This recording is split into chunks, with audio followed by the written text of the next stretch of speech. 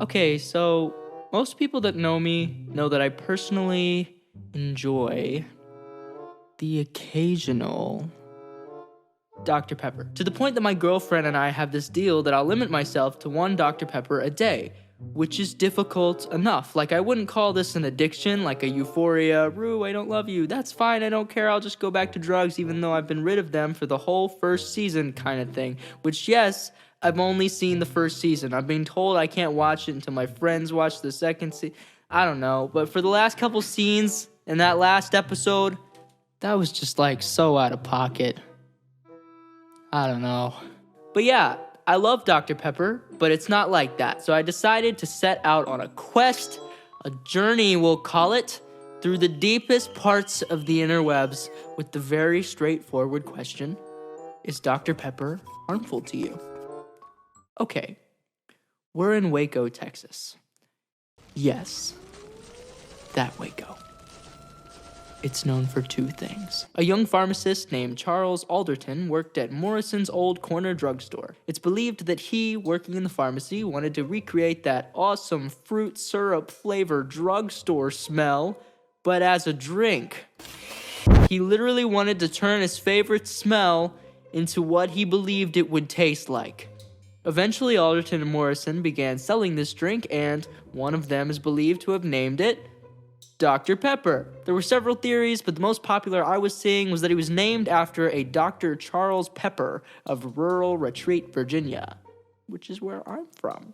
And it goes even further than that. I read a lot of different things, but my favorite was the Daily Press's explanation. Legend has it that Morrison stole the recipe out of revenge, heartsick over a thwarted romance with Pepper's daughter. Like, what? He was supposedly in love with this Pepper guy's daughter, and old Pep was like, you can't have her, and Morrison was like, oh yeah, I'll name one of the biggest soda company. Anyway, last thing, Dr. Pepper was invented in 1885, the year before Coca-Cola. What? Let's go. All right, but my question that I had is Dr. Pepper harmful to you? And more importantly, to me. So in 2015, a Texas woman named Elizabeth Sullivan turned 104 years old. And when she was interviewed with CBS, she told them she credited her longevity to Dr. Pepper. Okay, so this lady drank 3 cans of Dr. Pepper a day for about 40 years. I did the math on this one, y'all. If she never missed a can, that's 43,800 cans of Dr. Pepper.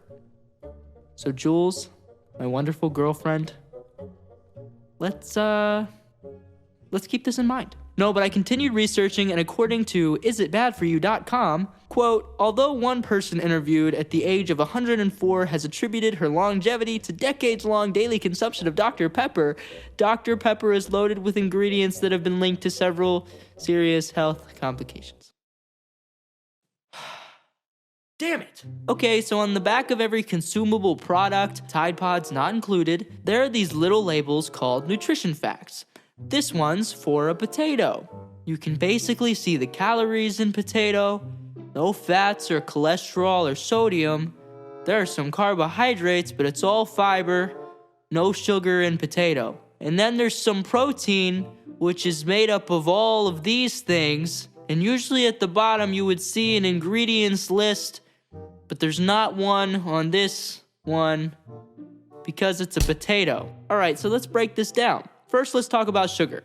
On any ingredients list, you can see sugar and everything else is measured in grams, and for liquids, it's per a certain number of milligrams. Nope. Oh, no. Woo, no. Milliliters. God. Wow. So let's take a look at Dr. Pepper's nutritional value. So here we see per 100 milliliters, there's 4.9 grams of sugar. And per 250 milliliters, there's 12 grams of sugar. Okay, not bad. But how much is that? So there's a comparison here. So the skinny guy on the left, that's 250 milliliters. But I usually drink like one of those two over there.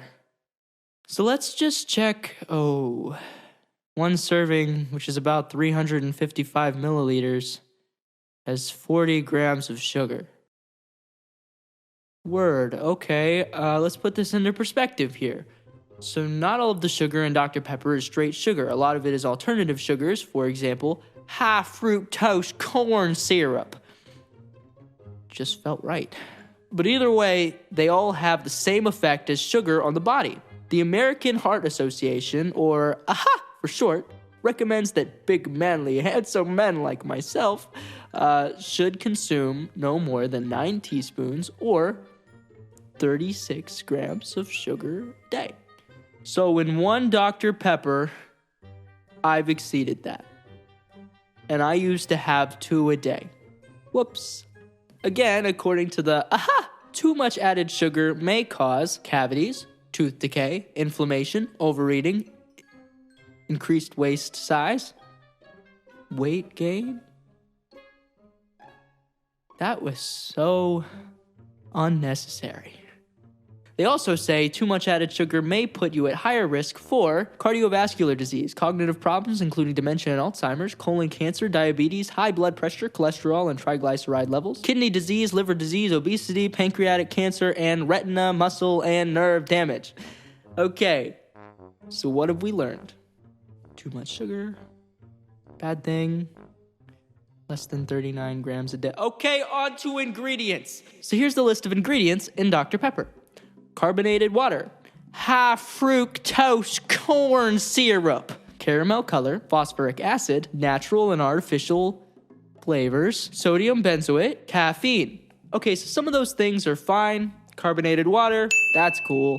Phosphoric acid, that gives soda its tangy taste and creates the acidity or the... It can be bad in really large quantities, but even I probably can't surpass that, so we're gonna check this one off. 2. High fructose corn. Basically, this is a genetically engineered alternative to syrup.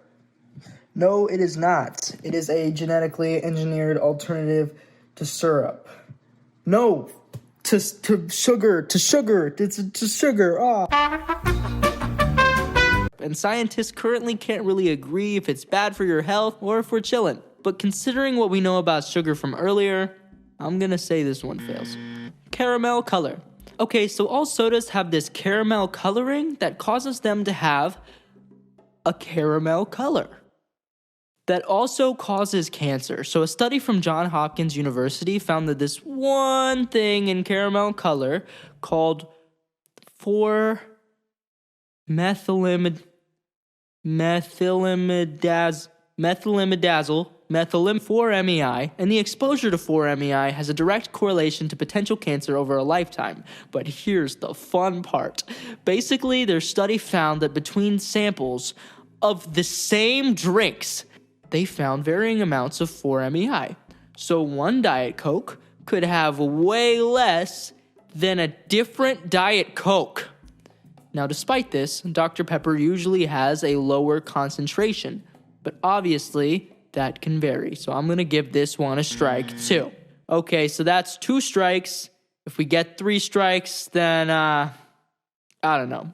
I'll never drink Dr. Pepper again. Maybe. I'll try. Maybe. Natural and artificial flavors. So some flavors were made from plant, and some flavors were made in lab. From what I can find here, the recipe for Dr. Pepper itself is top secret and all, but there's a list of flavors that most people rock with, and they're mostly natural, starting with amaretto, almond, blackberry, black licorice, carrot, clove, cherry, caramel, cola, ginger, juniper, lemon, molasses, nutmeg, orange, prune, plum, pepper, root beer, rum, raspberry, tomato, and vanilla. But again, this is disputed. Some people have also included ones like cardamom, allspice, coriander, juniper, birch, and prickly ash, which I don't know. Kind of sound like Pokemon. Cardamom, I choose you. But yeah, looks pretty natural to me. Think this one checks out. Okay, last 2. Sodium benzoate and caffeine. Sodium benzoate is kind of like phosphoric acid in that it gives that acidic flavor and increases the... So, caffeine. Oh, man. Okay, so the FDA explains that around 400 milligrams of caffeine a day has not been associated with dangerous or negative health effects. 400 milligrams of caffeine is equal to about 4 or 5 cups of coffee. So up to 400 milligrams has no negative health effects from what the FDA can prove. So that 355 milliliters of Dr. Pepper has about 41 milligrams of caffeine, which means I can have like 9 Dr. Peppers and I should be fine. All right, before I get too excited, caffeine does have some side effects, so let's take a look here. Let's see, insomnia, jitters, anxiousness, fast heart rate, upset stomach, nausea, headache, a feeling of unhappiness. I already have all of these things. So it looks like this one passes. Rue and I are going to frolic into the sunset with our appropriate addictions.